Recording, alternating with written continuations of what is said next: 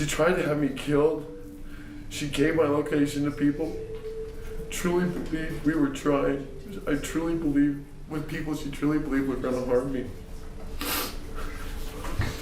That is Aaron Goodwin in a Las Vegas courtroom on the 5th of June 2025. 8 months earlier, 3 hours down Interstate 15, he was asleep in a Best Western off-Commerce Parkway in Barstow, California. He did not know his hotel had been named in a text message that evening. He did not know a stranger now had a photograph of his rental car, a photograph of his face, and a name for the job that was supposed to happen to him that week. The stranger was serving 3 life sentences in a Florida prison for murdering his own parents and his brother, and he was arranging all of it from a phone he was not legally allowed to own. The woman who gave him the address was Aaron's wife. This is my rock bottom, and I'll never forgive myself.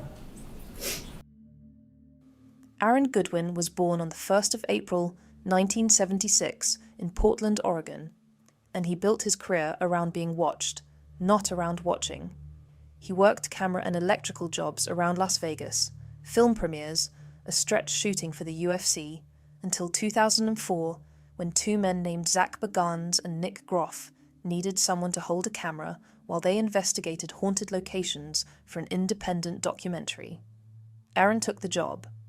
The documentary became a television pitch, and in 2008 that pitch became Ghost Adventures, which has been airing in one form or another ever since.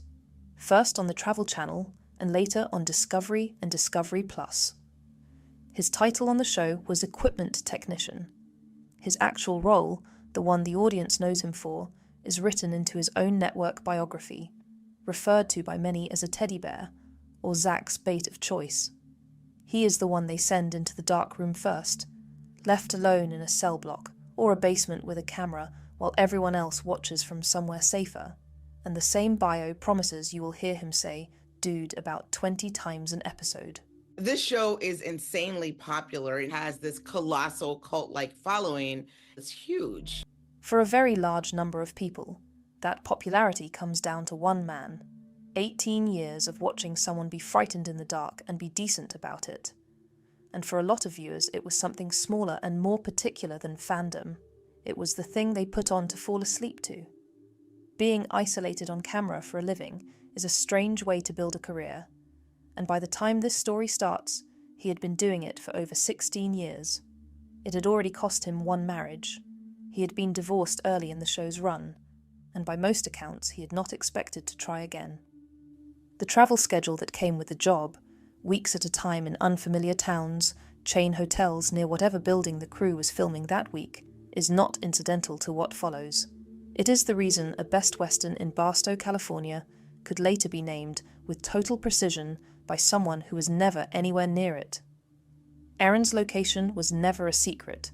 It was printed on call sheets, texted to family, sometimes posted to his own Instagram. For most of his marriage, that openness was simply what it looked like to love someone whose job required him to disappear into strange buildings for a living. Aaron and Victoria had been together since around 2018.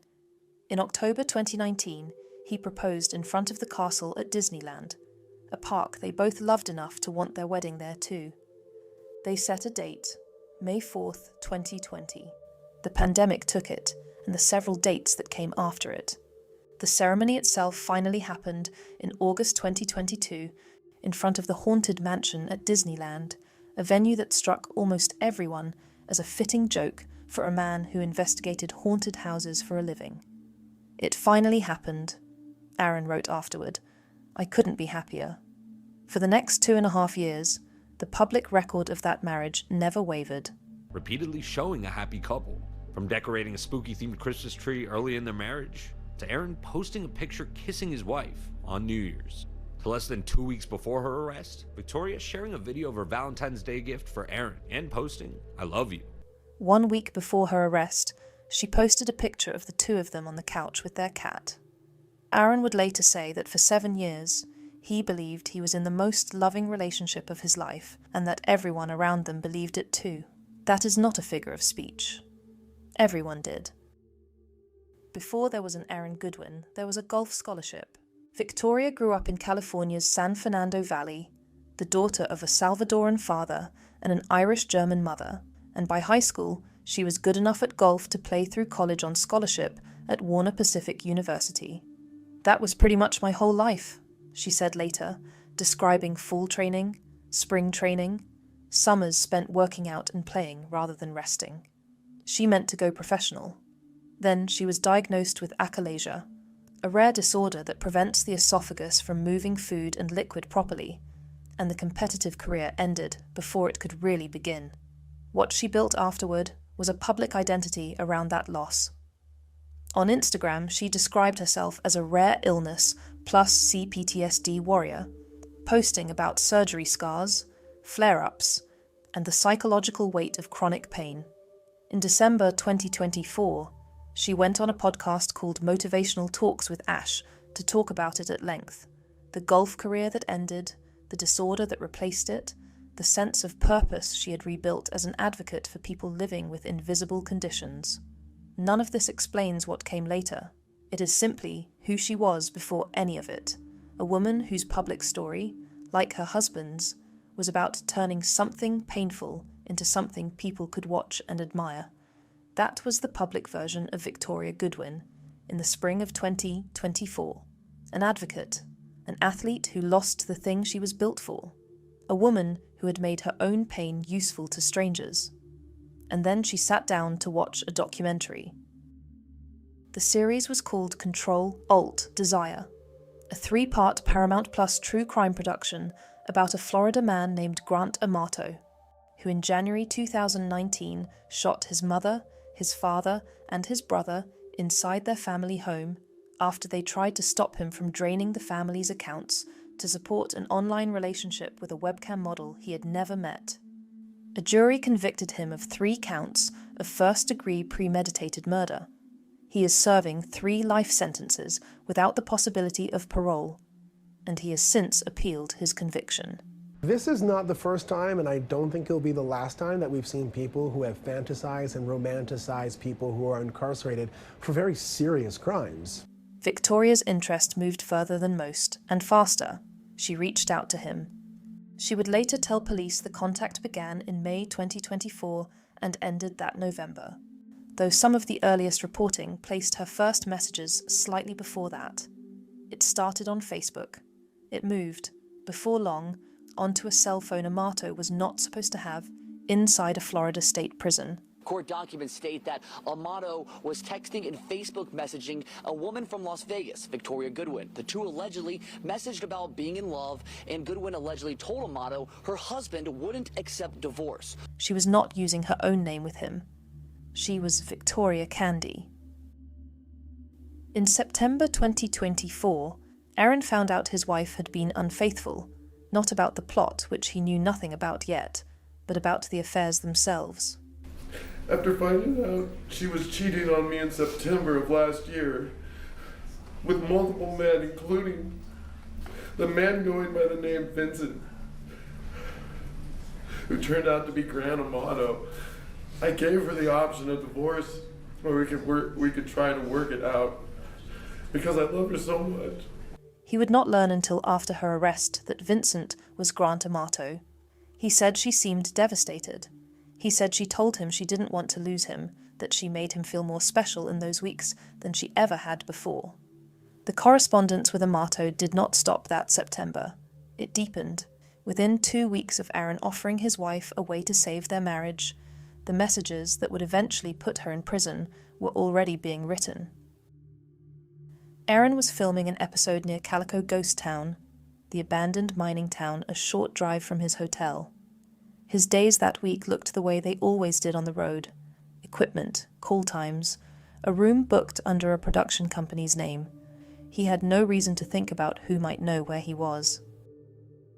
Victoria told Grant Amato exactly where he was, and sent a picture of the 2 of them, along with a picture of a black Dodge minivan being driven by her husband.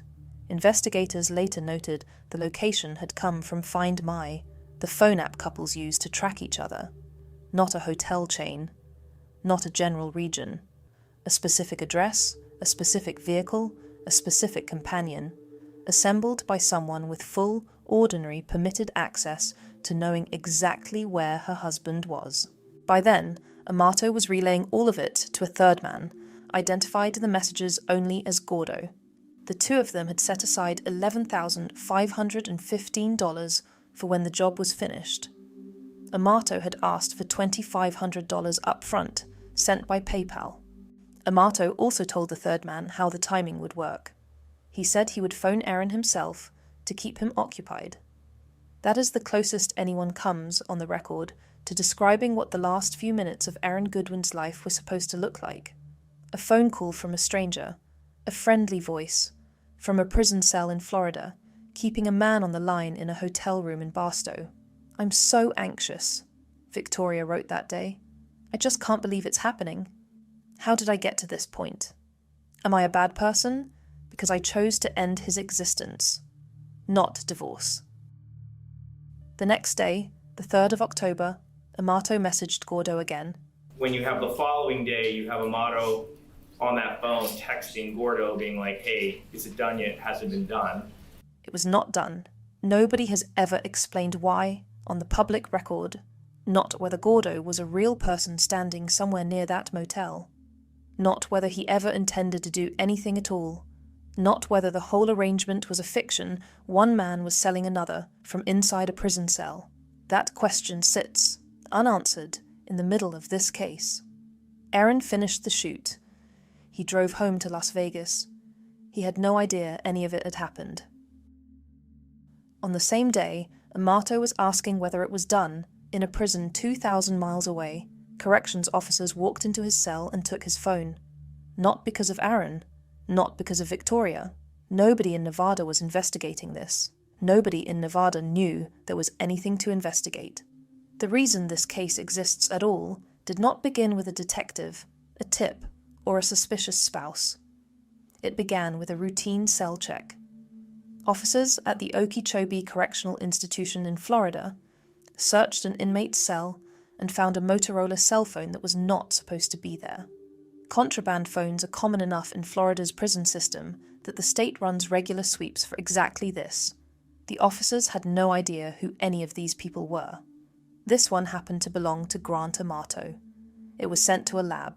Its contents were downloaded and read. The fact that the reason this case got cracked wide open wasn't because they attempted a murder, it wasn't because it failed, but because they found the cell phone of the inmate inside of his cell. And if they didn't find that cell phone, the question now becomes, could it have worked? Could Aaron Goodwin be dead today but for finding that phone? Then came a gap nobody has ever accounted for either. The phone was seized on the 3rd of October. Florida did not contact the Las Vegas Metropolitan Police Department until the 4th of March, 5 months later. For 5 months, Aaron Goodwin kept filming. He posted the New Year's photo. He posted the Valentine's photo. He went to work, came home, and slept in the same house, while the evidence that his wife had given his location to a man arranging his death sat in a queue 2,000 miles away. He had no way of knowing that the reason he was still alive, if any of it had ever been real, was a contraband sweep in a prison he had never heard of, carried out by officers who had never heard of him. Detectives moved almost immediately once Florida called. They served a search warrant at the Goodwin house and sat down with Victoria.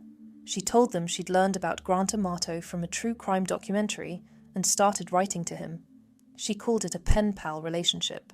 She said she'd been lonely, that the marriage had problems. Shown the messages about money, she said she thought she was paying for cell phones.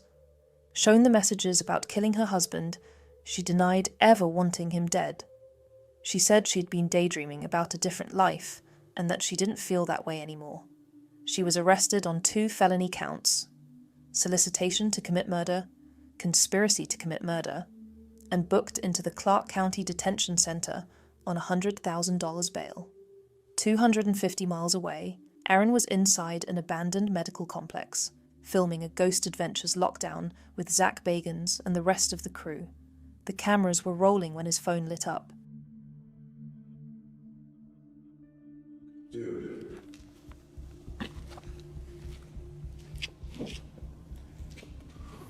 What's gone?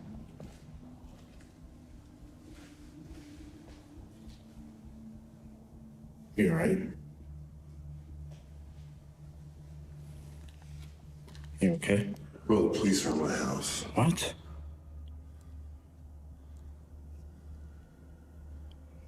I gotta go outside. It's fine, but I'm not staying in here by myself. He stepped outside. The footage of the moment itself, his face changing, the crew asking if he was okay, made it into the finished episode anyway, 7 months later, cut down to a few seconds. At this point, we will not be showing any further footage, but it is at this moment that Aaron receives a call from the police that his wife has been arrested and charged with conspiracy to commit murder by hiring a hitman. 6 days after the arrest, Aaron filed for divorce. The complaint used standard Nevada language and then added a line that wasn't standard at all. There was no possibility of reconciliation. For the date the marriage began, it says on or about May 4th, 2020. They were not married that day. That was the wedding the pandemic took. They did not marry until August of 2022. Nobody has explained the discrepancy. Within 2 weeks, he amended the filing to add civil claims: assault, false imprisonment, negligence. He told reporters he had been blindsided. Victoria pleaded not guilty at first. In April, her lawyers reached a deal. She would plead guilty to 1 count of conspiracy to commit murder, a charge carrying a range of 2 to 10 years. The solicitation charge would be dropped. Prosecutors agreed to make no sentencing recommendation at all, leaving the decision entirely to the judge. Her family could have posted the bond that would have let her wait at home. She chose to stay in jail. Aaron said almost nothing publicly that spring. 1 Instagram post, a smiling emoji, thanking people for their support. By sentencing, the 2 sides of this case had split, and they never came back together. The defense's position, laid out by attorney David Brown, was that the plot had a clear ending. Ms. Goodwin, it's clear that as of November, she had completely distanced herself from the group. She had moved on from it. There was very limited contact. She had nothing further to do. No efforts were made, and the phone exchange ends. I'd also comment. Whatever money moved after the first payment, Brown argued, was extortion, not conspiracy. He asked Judge Nadia Kroll for probation. His client had no criminal record. 92 days in jail, he said, had already gotten her attention. The state's position, laid out by Deputy District Attorney Christopher Hamner, was narrower and more troubling. He agreed she had no record. He agreed this wasn't some fleeting, angry text from an unhappy wife. This is not a situation where maybe an unhappy wife simply kind of made a fleeting text that said, oh, like, I can't stand my marriage, like, I wish he was just gone, or something along those lines. It was far more than that. What the investigation had traced, he told the court, was far beyond the sum discussed that October. And ultimately, this investigation revealed about $60,000 was sent from Ms. Goodwin over to Mr. Amato. And nowhere in those messages, he said, was there a single moment where she tried to take it back. In that report was simply, at no point does Ms. Goodwin ever try to claw it back. Aaron told the court what that $60,000 actually was. Not an investment, not a transfer, not a figure on a spreadsheet. Almost his entire life savings, money earned across 18 years of being sent into dark rooms first, gone, without his knowledge, to the associates of the man who had arranged to have him killed. And in the same sentence, he used a phrase the plea agreement never had to account for. Now this government should put a hit out to kill me more than once. Got blackmailed and spent almost all our savings to keep it quiet. More than once. The defense's case rested on the plot having a clear ending. Aaron's account of it did not have one. Both readings fit the same set of facts. The public record does not resolve which one is true. Sentencing was held on the 5th of June, 2025, a Thursday, before Judge Nadia Kroll in the 8th Judicial District Court in Las Vegas. Victoria spoke first. Firstly and most importantly, I would like to apologize to Aaron. I'm so immensely sorry. for the pain and anxiety I've caused you, and the betrayal you undoubtedly and rightfully feel by my actions. I need you to know that I will always hold love for you. My absolute promise to you is that you will never see or hear from me. I intend to leave the state of Nevada, and you and anyone else will never be in danger of me ever again. And then, near the end, she offered the court an account of the months before her arrest. Prior to my arrest, I was taking steps toward mending my marriage and correcting my mistakes that led me here. Then Aaron was sworn in. Your Honor, for 7 years I thought I was in the most loving relationship and marriage with my best friend. Someone who I trusted whole heart and laughed with every day. Someone who made me feel like I was like I was her one and only. I was loyal to her and did whatever I could to make her happy. I thought we were something very special, and so did everyone else. He described the affair, the choice he'd offered her, the savings gone. And he described finding out, only after her arrest, only from detectives, never from her, what the relationship with Amato had actually become. And fell more in love with Amato. They even got spiritually married. And now I was called the first husband. They talked until she was arrested. And she sought his help to kill me. But worst of all, she lied to me every day. I didn't know about any of the murder plot, the hitman, or the blackmail until the detectives told me after she was arrested. He talked about armed security, therapy, a fear that hasn't gone away. I will always wonder why. He told the court he didn't know what sentence was right. Whether she got minimum or maximum time, I still won't feel safe whenever she's released. I feel like this deserves prison time. I don't know. So just leave it in your hands, Your Honor. Thank you. Kroll did not grant probation. Victoria Goodwin will serve between 36 and 90 months in prison on one count of conspiracy to commit murder. 36 months, 3 years minimum, before she is eligible to be considered for release. She had already served 92 days, and those came off the front. Some context for what that number is and is not. The charge she pleaded to carried a range of 2 to 10 years. Prosecutors, as part of the deal, had agreed to recommend nothing at all. No number, no flaw, no argument for any particular outcome, leaving the entire question to one judge. The prosecutor explained why in open court. One of the reasons we're not making a recommendation as to sentencing is we kind of acknowledge that, look, this is someone who doesn't have a record, right? Who's never kind of done anything like this before. But the concern I've always had is when you look at the facts of the case, they are serious. The defense asked for probation. Judge Kroll did not go to the top of the range, and she did not go to the bottom of it. She landed near the bottom. Counting from the credit applied that day, Victoria Goodwin becomes eligible for parole consideration in or around March of 2028. She will be 35 years old. There is a question underneath this case that the plea agreement never had to answer, and it is the one almost everybody arrives at eventually. What was supposed to happen next? Grant Amato is serving 3 consecutive life sentences, without the possibility of parole for the murders of his mother, his father, and his brother. He will not be released. He will not be paroled. Florida does not permit conjugal visits. Whatever Victoria Goodwin believed she was building with him, there was no version of it that ended with the two of them in a room together. So the record was searched for something simpler, and what it produces is thinner than people expect. No life insurance policy on Aaron Goodwin has been made public in this case. No will, no beneficiary change, no financial instrument that would have paid out on his death has been reported by any outlet or entered into any filing that has surfaced. The only money the investigation actually traced ran in the other direction, roughly $60,000 out of the marriage, to the associates of a man in prison. Money the prosecution said left, and Aaron said was almost everything he had. What is on the record instead is a relationship. Investigators described the messages as 2 people discussing how much they were in love.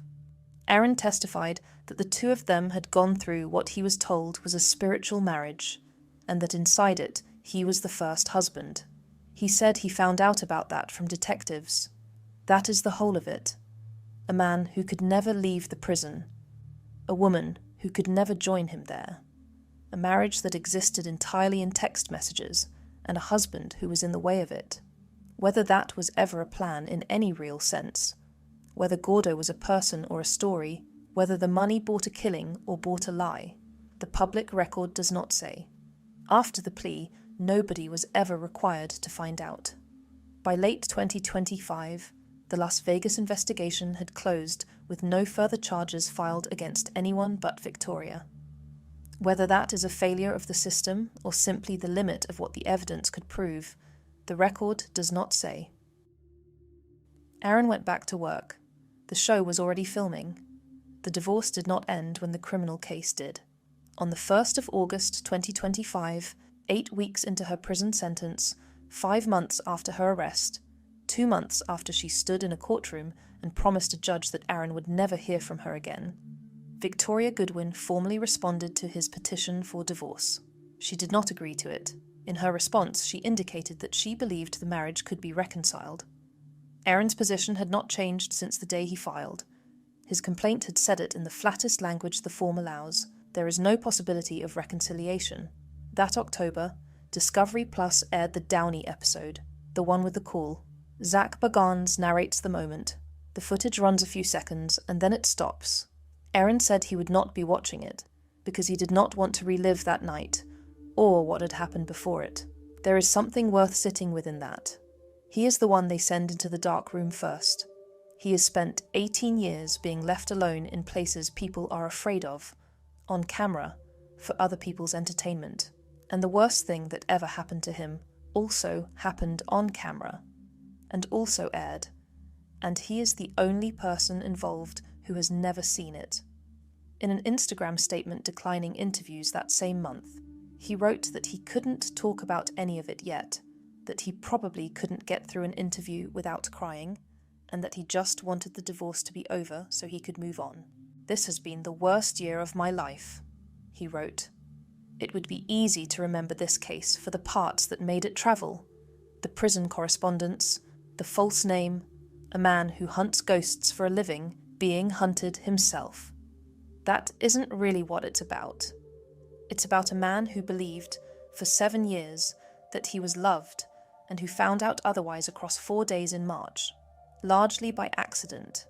He is alive because a guard in a state he had never set foot in opened a cell door looking for a phone. Nobody was watching out for him. He was simply lucky in a year that otherwise gave him almost nothing to be lucky about. He was there for the whole thing. He just didn't know, until it was already over, what he'd been living inside of.